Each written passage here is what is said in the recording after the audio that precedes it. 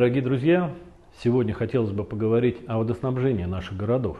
Поступают заявки жителей с микрорайона Текстильщик Донецка о прекращении подачи воды или о снижении давления в многоквартирных домах. Да, действительно, 2 дня назад у нас произошла авария на подстанции водоканала, работы ведутся, и завтра Текстильщик получит воду в большем объеме. И в целом жители таких городов, как Горловка, Макеевка, Донецк, уже видят стабилизацию подачи воды, ее объемов и графика подачи. Это большой труд сотрудников водоканала, энергетиков. И вместе с тем, с приближением летнего периода, я попросил бы вас бережно относиться к такому ценному ресурсу, как вода. Спасибо и удачи нам!